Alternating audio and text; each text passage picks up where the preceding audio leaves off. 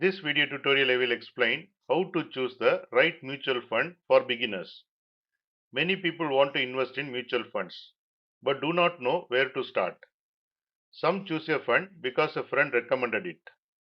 Others choose a fund after seeing high past returns. Choosing a mutual fund without understanding the basics can lead to poor investment decisions. What is a mutual fund? A mutual fund is a collection of money from many investors. A professional called fund manager invests that money in different assets like stocks, bonds, government securities, and other investments. Instead of buying many investments yourself, you invest in one mutual fund, and the fund manager manages everything for you. Why choosing the right mutual fund is important? Different mutual funds have different goals. Some funds focuses on growing your money. Some funds focuses on providing stable returns. Some funds carry higher risk while others carry lower risk. Choosing the right mutual fund helps you to match your investment with your financial goal. Step 1. Know your financial goal. Before investing, ask yourself one simple question. What am I investing for?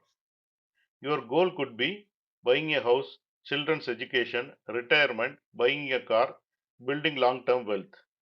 Your financial goal help you to choose the right mutual fund. Now we will see the real life example. Suppose Ravi wants to buy a car after 3 years. Ravi should choose a mutual fund suitable for shorter investment period. Suppose Priya wants to save money for retirement after 25 years. Priya can consider a mutual fund meant for long-term growth. Different goals need different mutual funds. Step 2. Decide how long you can invest. Your investment horizon means the length of the time you plan to keep your money invested. For example, less than 3 years, which is a short-term investment, 3 to 5 years, which is a medium-term investment, more than 5 years, which is a long-term investment. A longer investment period usually allows your money more time to grow. Real life example. Imagine planting a mango tree. A mango tree needs many years before giving fruit. If you cut the tree after 1 year, you may never enjoy the fruit. Similarly, many mutual funds perform better when you stay invested for a longer time. Step 3. Understand your risk level. Every investment has some level of risk. Risk means the possibility of your investment value may go up or down. You have to ask yourself, will I stay calm if my investment value falls for a few months? Or will I become worried and sell immediately? Your answer helps to identify your comfort level with risk. Low risk is suitable for cautious investors. Moderate risk is suitable for balanced investors.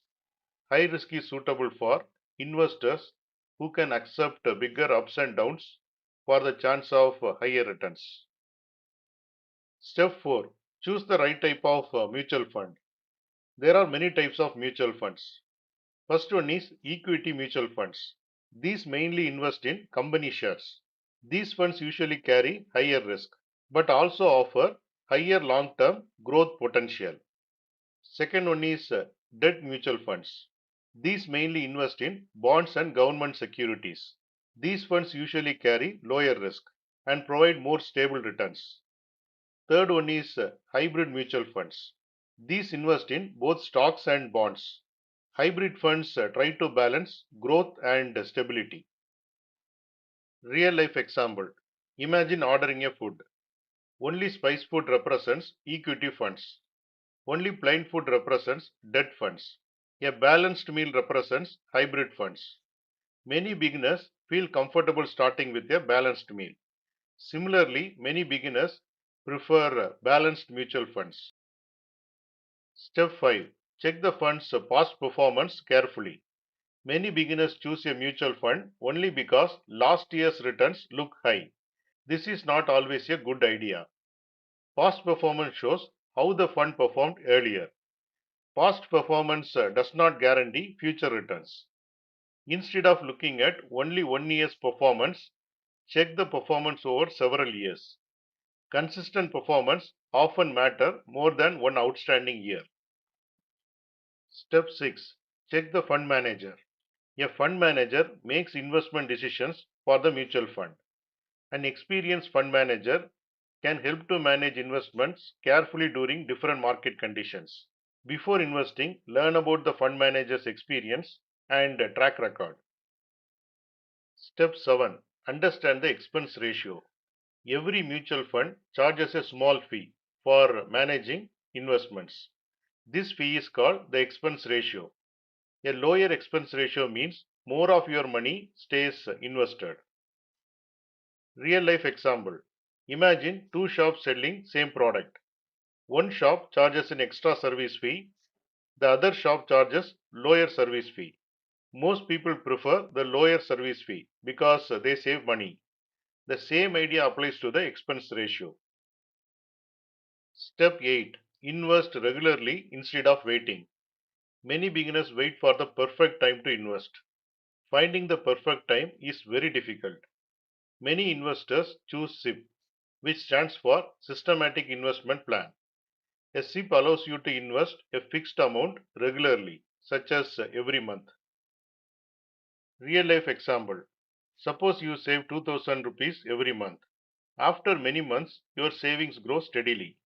A SIP follows a similar approach by helping you to invest regularly instead of waiting for the perfect market time. Now we will see common mistakes a beginner should avoid. Investing only because someone recommended the fund. Chasing very high recent returns. Ignoring your financial goal.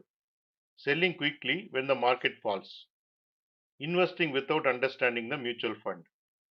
Learning first usually leads to better decisions. Now we will see the summary. A mutual fund collects money from many investors. Start by identifying your financial goal. Decide your investment horizon. Understand your risk level. Choose the right type of mutual fund. Check long-term performance instead of only recent returns. Learn about the fund manager. Understand the expense ratio. Consider investing regularly through systematic investment plan. Avoid making decisions based only on emotions or short-term returns. Choosing the right mutual fund becomes much easier when you understand your goals, your risk level, and how different funds work.